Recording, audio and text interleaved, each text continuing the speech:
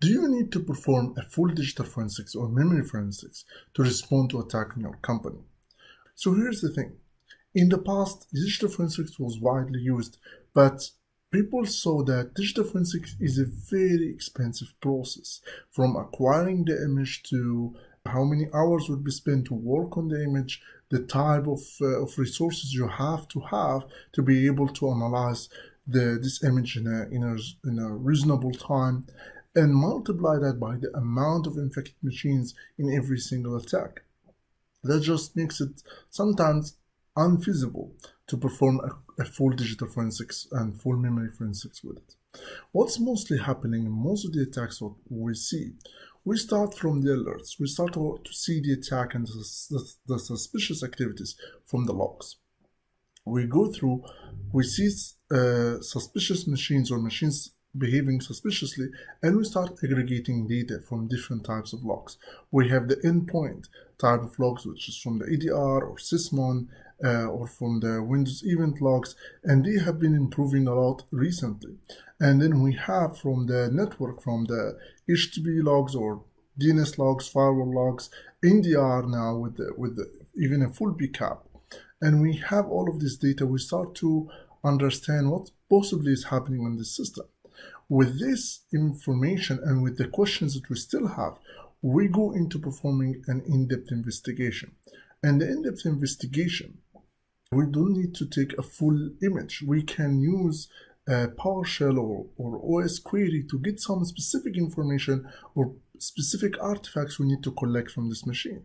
That could be the registry hives, the MFT, the scheduled tasks, the prefetch files, some specific artifacts that can tell us what's happening on that system.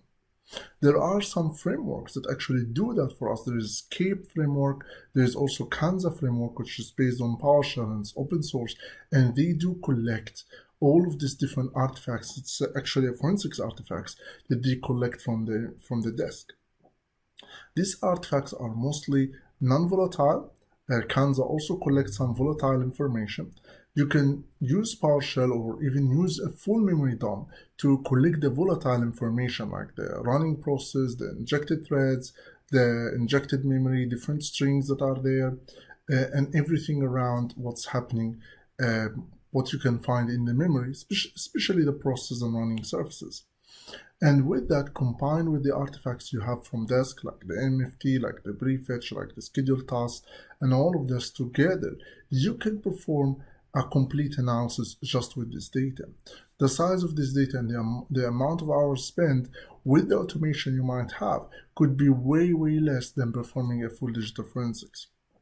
That's what we mostly do, and we develop different automation tools to help us perform in-depth forensics or in-depth investigation without need to have digital forensics, and we can scale that to lots of different machines across the network so we can respond faster and collect all the different artifacts that we need to perform or to have a clear answer how this attack happened, when it started, where's the first machine that has been infected, how it was infected, and all the questions we need to answer for our incident response report.